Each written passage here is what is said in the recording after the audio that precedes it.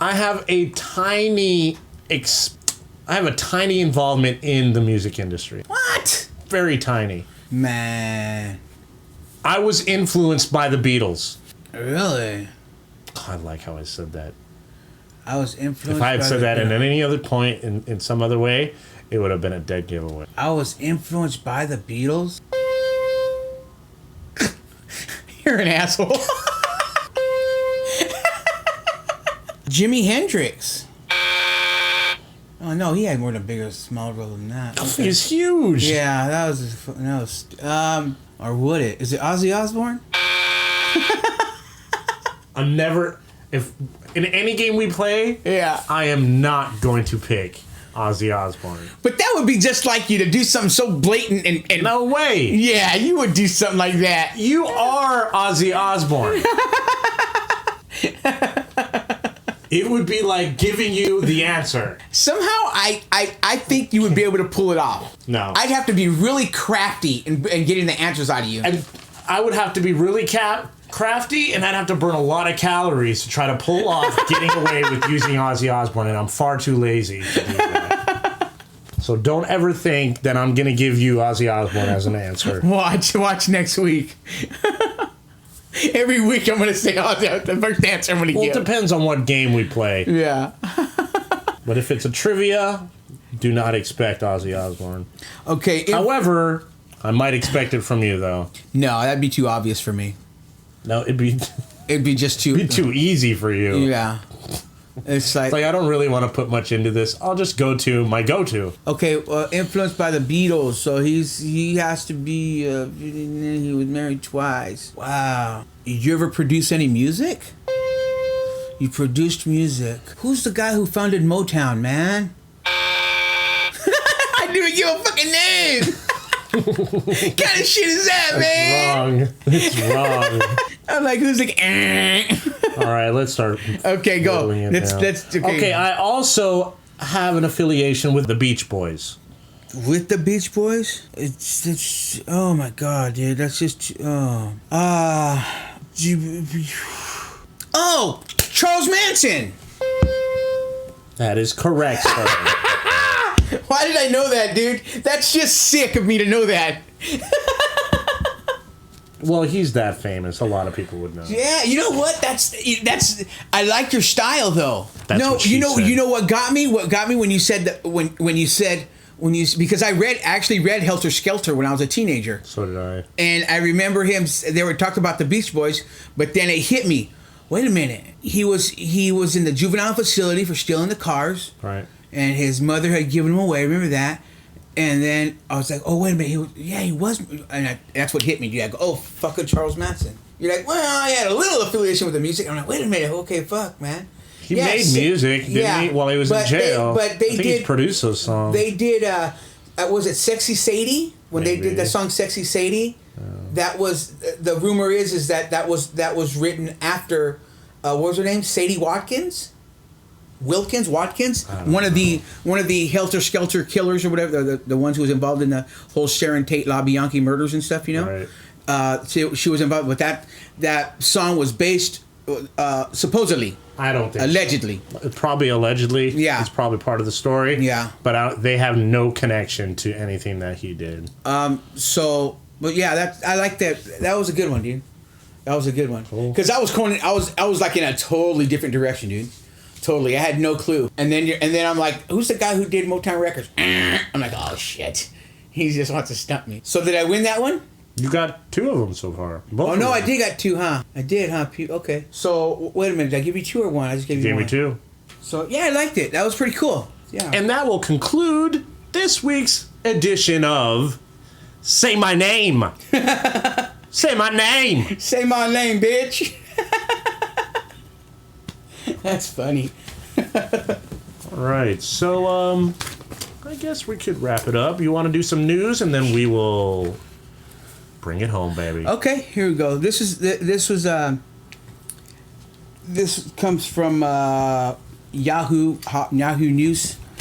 A British man who joked on Twitter that he would blow up an airport after it closed because it was snowed in has had his conviction for sending a menacing message overturned in a landmark ruling for users of the social media websites.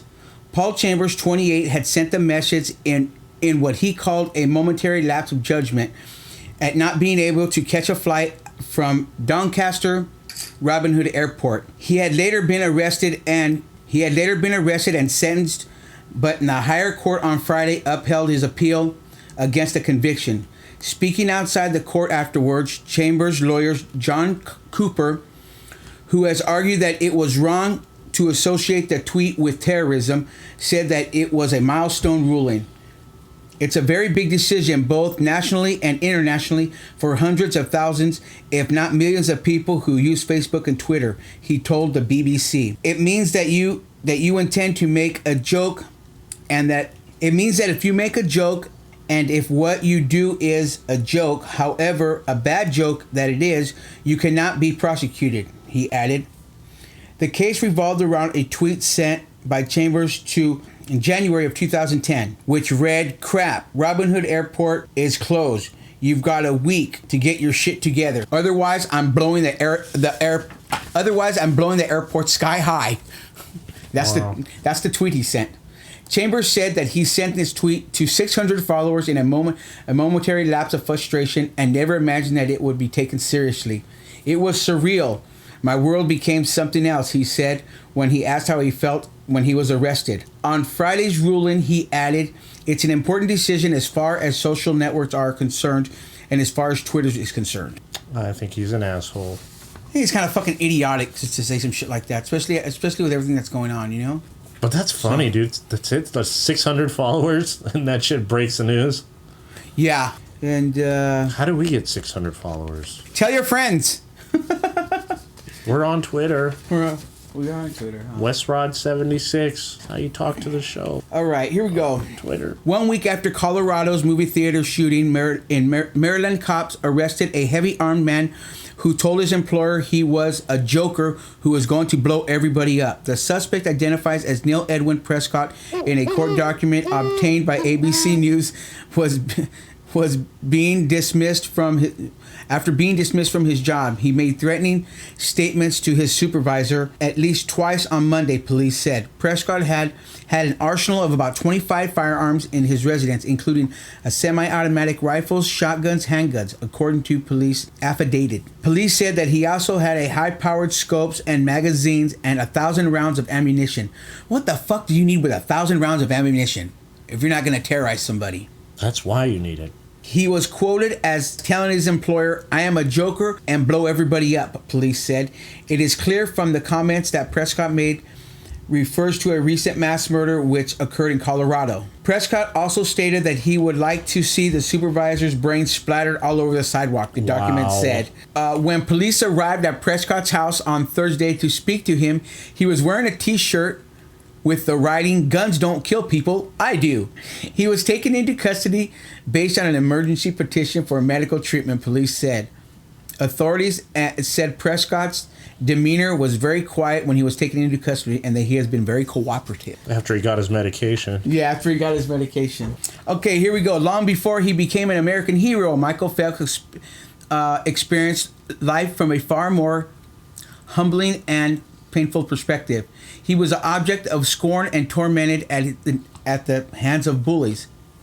Heading into middle school, Baltimore, young Michael was a hyperactive kid with ADHD and protruding ears. He was an easy target for bullies at a vulnerable age. His mom, Debbie, says Michael wore baseball caps all the time, in part tried to conceal his big ears. It didn't work.